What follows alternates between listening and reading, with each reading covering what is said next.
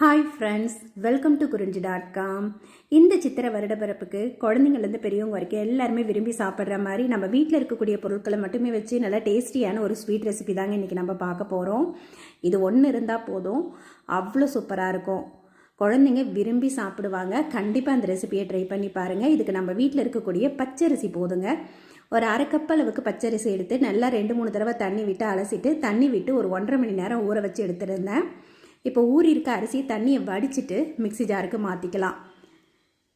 இப்போ இந்த அடை பார்த்தீங்கன்னா நமக்கு நல்லா டேஸ்டியாக வரணுன்றதுக்காக இது கூட நம்ம தேங்காய், ஏலக்காய், சர்க்கரை இதெல்லாம் சேர்த்து அரைக்க போகிறோம். ஒரு 3-4 பத்தை அளவுக்கு தேங்காயும் 3 ஏலக்காய் 1 டேபிள் ஸ்பூன் அளவுக்கு சர்க்கரை சேர்த்துக்கலாம். இப்படி இருக்கும்போது நமக்கு அந்த அடை சாப்பிடும்போது நல்லா டேஸ்டியாக இருக்கும், சப்புன்னு இல்லாமல் இருக்கும். இப்போ இதை நல்லா ஒரு அரை கப் அளவுக்கு தண்ணி விட்டு நல்லா ஸ்மூத்தாக அரைச்சி எடுத்துக்கோங்க. இப்போ இந்த அரைச்சி எடுத்துருக்க மாவை இந்த மாதிரி ஒரு வடிகண்டியில் வடிகட்டி எடுத்துக்கலாம். ஏன்னா நம்ம ஏலக்காய், தேங்காயெல்லாம் சேர்த்துருக்கிறதுனால அந்த திப்பி திப்பியாக இருக்கும். அதெல்லாம் வடிகட்டி எடுத்துகிட்டு இந்த மாவு கூடிய 1 சிட்டிகை உப்பும் 1 ஸ்பூன் அளவுக்கு மைதா அல்லது கார்ன்ஃப்ளவர் எது வேணால் சேர்த்துக்கலாங்க. இது ஏன் சேர்க்குறோன்னு பார்த்தீங்கன்னா அந்த அடைக்கு மேலே நல்ல ஒரு ஷைனிங் கோட் கிடைக்கும்.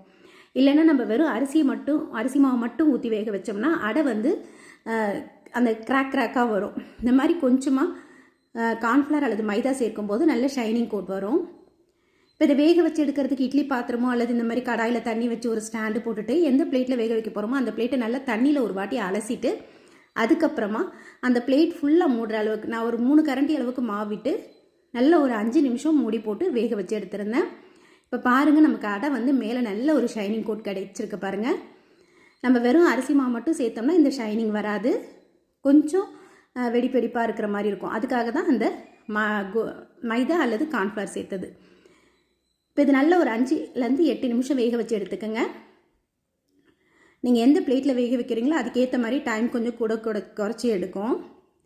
இப்போ இதை வெளியே எடுத்து வச்சு நல்லா ஆறுனதுக்கப்புறம் அந்த ஓரங்களை மட்டும் லைட்டாக கத்தி வச்சு நீக்கிட்டு எடுத்தோம்னா அந்த அடை பிளேட்லேருந்து அழகாக எடுக்க வந்துடும் பாருங்கள்.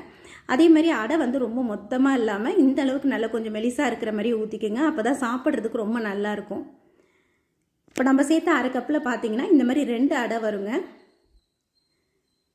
ஏன்னா இந்த அளவுக்கு ஊற்றினா தான் நம்ம அந்த அடை பிரதமன் சாப்பிட்றதுக்கு ரொம்ப நல்லாயிருக்கும். இப்போ இது கொஞ்சம் சூடு ஆறுனதுக்கப்புறம் இந்த மாதிரி கத்தியோ அல்லது இந்த மாதிரி பீஸா கட்டரோ வச்சு குட்டி குட்டி பீஸாக கட் பண்ணி எடுத்துக்கோங்க. இப்போ இது கட் பண்ணி எடுக்கிறதுக்குள்ளே நம்ம அடுத்த அடையும் வேக வச்சு எடுத்துடலாம்.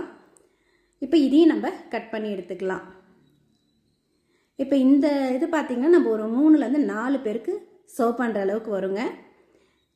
இப்போ 2 அடையுமே நல்லா வெந்ததுக்கப்புறம் கட் பண்ணி எடுத்து வச்சாச்சு. இப்போ நம்ம அரை கப் அளவுக்கு தான் அரிசி சேர்த்துருக்கோம். அதுக்கு ஒரு 3/4 கப் அளவுக்கு வெல்லம் எடுத்துக்கலாம். ஒரு பாத்திரத்தில் 3/4 கப் அளவுக்கு வெல்லம் விட்டுட்டு அதில் 1 கப்பு தண்ணி விட்டு வெல்லம் நல்லா கரைஞ்சதும் வெல்லத்தை வடிகட்டி திரும்ப அதே கடாயில் விட்டுக்கலாம். இது வெல்லம் சேர்த்தும் செய்யலாம் அல்லது இனிப்புக்கு நீங்கள் சர்க்கரை அல்லது நாட்டு சர்க்கரை எது சேர்த்தாலும் நல்லா இருக்குங்க. இப்போ இந்த வெல்லம் தண்ணியிலே நம்ம ஏற்கனவே வேக வச்சு கட் பண்ணி வச்சுருக்க இந்த அடையை சேர்த்துக்கலாம். இப்போ இந்த அடை பார்த்திங்கன்னா ரெடிமேடாகவும் கிடைக்கிது. அந்த மாதிரி இருந்ததுன்னா தண்ணியில் வேக வைக்கணும். இது நம்ம வேக வச்சு ஃப்ரெஷ்ஷாக செய்யறதுனால இதை கட் பண்ணி அப்படியே நம்ம வெள்ளைப்பாகில் போட்டுட்டு நல்ல ஒரு 2-3 கொதி வரட்டுங்க. இப்போ இது கொஞ்சம் திக்காகிறதுக்காக நம்ம மாவு அரைச்சோம் இல்லைங்களா, அதுலேயே நான் 1 கரண்டி அளவுக்கு மாவு நிறுத்தி வச்சுருந்தேன். அப்படி இல்லைன்னா ஒரு 1-1.5 ஸ்பூன் அளவுக்கு அரிசி மாவு சேர்த்து இந்த மாதிரி தண்ணி விட்டு கரைச்சி கூட நீங்கள் அதில் விட்டுக்கலாம். அப்போ தான் இது எல்லாமே ஒன்றோடு ஒன்று சேர்ந்து வரும். இல்லைனா தண்ணி தனியாக, அந்த வெல்லம் தண்ணி தனியாக, அடை தனியாக இருக்கும். கொஞ்சம் சேர்ந்து அந்த பைண்டிங் வர்றதுக்காக இந்த மாதிரி கொஞ்சமாக அரிசி மாவு கலந்து இது கூட சேர்த்துட்டோம்னா நல்லா திக்காகிடும் பாருங்கள். இப்போ இந்த அளவுக்கு நல்லா கொதித்து திக்கானதுக்கப்புறமா அடுப்பை ஆஃப் பண்ணிவிடுங்க. ஆஃப் பண்ணிவிட்டு அதுக்கப்புறமா நம்ம தேங்காய் பால் சேர்த்துக்கலாம். இப்போ அடுப்பை ஆஃப் பண்ணிவிட்டு நல்ல கெட்டியான தேங்காய் பால் நான் முதல்ல ஒரு டம்ளர் அளவு, ஒரு அரை மூடி அளவுக்கு தேங்காயை ஃபஸ்ட்டு 1 கப் அளவுக்கு தண்ணி விட்டு பால் பிழிஞ்சு எடுத்திருக்கேன். இந்த முதல் தேங்காய் பாலை இந்த டைமில் நமக்கு இந்த அடை பிரதமன் எந்த அளவுக்கு திக்னஸ் தேவையோ அதுக்கேற்ற மாதிரி தேங்காய் பால் சேர்த்துக்கலாம்.